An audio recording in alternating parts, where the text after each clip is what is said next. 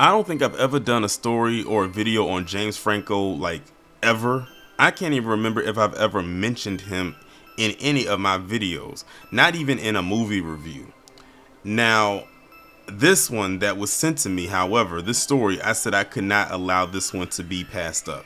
But of course, if you don't already know, unless you're living under a rock, or definitely of this generation, but not old enough to remember who this guy is. This is James Franco. He is an actor.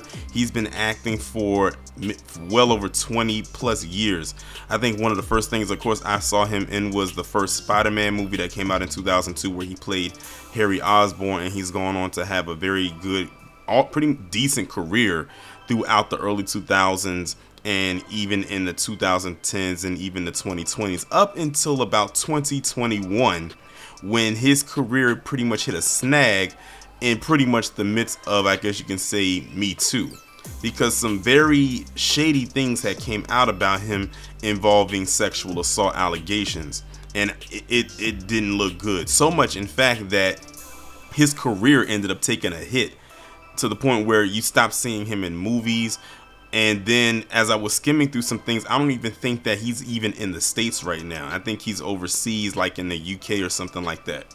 But the reason why I'm doing this story is because now James Franco has finally spoken out. I think this is like the first time he's spoken out ever since those allegations came across his way. So it's been a while. But it's the thing that he said that has a lot of people looking at him with the side eye. And I actually looked through some of the comments, and I was saying, you know what? We were saying the same thing. So James Franco basically in so many ways has says that he has changed, and that being told that you're a bad person is painful. And I'm sitting here saying to myself, have you really changed, or is this your way of apologizing? Because when I was skimming through the article, which I'm going to read, I didn't see not one apology. Nothing came off as him apologizing. Even when I just read the title, I said it doesn't sound to me like an apology. It just seems like, can we just move on? That's what it sounded like to me. It sounded like, can we just move on from the situation so we can get on with our lives, and so he can get back into his career? Because like I said, he hasn't really been in anything in the last couple of years because of that. But let me just go ahead and get to the story. James Franco said he has changed following sexual assault allegations that shut down his Hollywood career. The actor, age 46, who was dumped by pal Seth Rogen after he was sued by 5 young women in 2019 accusing him of abusing his power as a teacher and mentor, said this scandal caused him to reconsider his priorities. Being told you're bad is painful, he told Variety in an extensive interview published on Friday. But ultimately, that's kind of what I needed to do. What I needed to just stop going the way I was going. The Oscar nominee settled the lawsuit in 2021, paying out $2.2 million, $2.2 plus million to the women. After being shunned by Hollywood and then going through the woo-woo or the pandemic lockdown, the Quarantina star said he made good use of his free time. Whatever had been going on with me before, I had to change my whole way of life, he contended. So I am proud of the kind of work I did during that time. And yeah, I wasn't working in movies, but I certainly was doing a lot of work to change who I was. Up until, let's say, the past 8 years before the hiatus, I had a good career, he told the publication, but it was very hard for me to enjoy it. I was a workaholic, I was going all the time, and even when there were good moments, like a movie that people liked, or I don't know, being nominated for an award or whatever it might be, whatever good moments along the way that I wish I could have appreciated, I just didn't. I had this weird thing where it was just like, I always need more. Ultimately, I think I'm kind of grateful because it did afford me a chance to just do whatever private work and really change what I need to change, he said. I don't want it to sound like platitudes, but honestly, this is my experience. Sometimes life delivers things to you and the delivery system is so painful it really hurts, the 127-hour star admitted. But ultimately, from the big picture that I'm talking about, maybe it's for the best. Who am I to say? Franco has been working in Europe the interim. His latest film, Hey Joe, which debuted October 25th at the Rome Film Festival. So as you can see, he's still working. It's not like he's not working. The problem is he's not working in Hollywood. That's where he was making the most of his money. So he's currently over there in Europe working because he can't get any work here in the States because of these allegations that came out about him back in 2019. And to my knowledge, I believe he settled with these women or something like that. So it's a lot of red tape. It's a lot of stuff going on with that.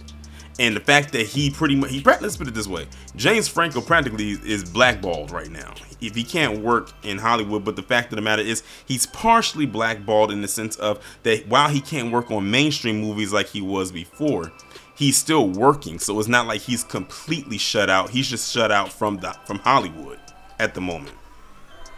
He stars as the title character, an alcoholic World War II soldier who returns to Italy to find the son he fathered there before going home to his native New Jersey. The actor also starred in The Price of Money, a Largo winch adventure, which has been released in France, but not in the US. And I'm sure there you go. So the movie he was doing, it couldn't be released here in the States. Franco has been focusing on other projects such as drawing and painting. He has also launched a streetwear fashion line with his friend Kyle Lindgren. So as you can see, again, he's only partially blackballed. He just can't do stuff. He can't just do anything in Hollywood. He has to do everything abroad. But he's still working. He's still able to make money, just not the amount of money he probably was making. And like I said, let's be real here. He's only coming out and saying this right now because he's missing that Hollywood money. That's what he's trying to get back to. That's his way of saying, you know what? I effed up. It is what it is. Will y'all take me back? He might as well just came right out and actually just said that. Now, like I said, James Franco is a rarity because it's rare when you have a PC individual who does something like this and they can't get work like that, but he's still working, but not the work that he wants. And it's been like that, it says, since 2019 when all of this stuff started to really come out. And then 2020 hit, and that's when no one was working. Then, the writers and actor strikes kicked in a couple years later, and things were starting to open back up. And now he's literally stuck doing what for him might be seen as an independent on the independent circuit, but also in the foreign market. Because they said the movie that he was working over in France got released over there, but they not releasing it over here. So basically, it sounds like to me anything that he does, even internationally, it can stay international, but it won't get a US release. They're basically saying he's tainted, he's damaged goods. They want nothing to do with him. But the problem with James is, and like I said in the beginning, and like I was reading through some of the comments, is that the statement he made did not come off as an apology. Why? Because it wasn't. To him, it probably was. But to everybody else who was looking at that, we're saying this wasn't an apology. If you're trying to push this off as an apology, then this was a piss poor attempt. And at this point, if this is how you're going to come at it, no one's going to really take you seriously if you wanted to say deliver an actual and real apology.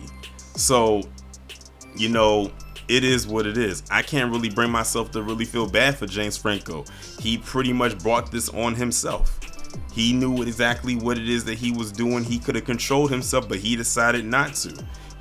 And that's the thing about a lot of these people out there in Hollywood. They choose to do this.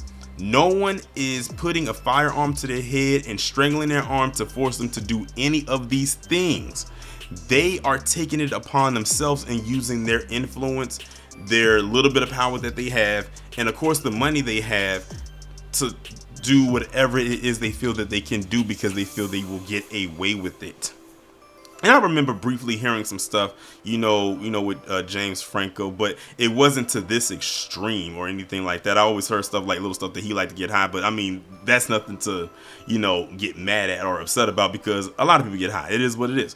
But this right here is very damaging to your career, especially when you were like constantly moving. Like he said, he was so used to being on the go and always on the move, and the fact that he had to stop and stall because of what happened, it's like you had to come into Jesus moment. But at the end of the day, you brought it on yourself. It's not like some life-altering thing that was out of your control happened and you had to just stop, like maybe an illness or something like that. It was actions that he took, that he did, and you have to deal with it. And now he's trying to come out and say that he's a changed person. But again, have you really changed? Really, have you changed? And the bigger question is, if none of the stuff came out about what he was doing, would he even have made this statement? Most likely not. He would have kept on going on with his career like nothing happened. And it makes you beg the question, how long was it going on before he got found out? They said it came out in 2019, but it didn't mean it started in 2019 either. This was going on before that. So it's just the fact of James Franco, he got caught. And now he's trying to do the cleanup thing all these years later, because he's missing out what he once had, and he's trying to get it back. To me, that's what this all boils down to, and that's just the way it comes off. But that's just my take on it.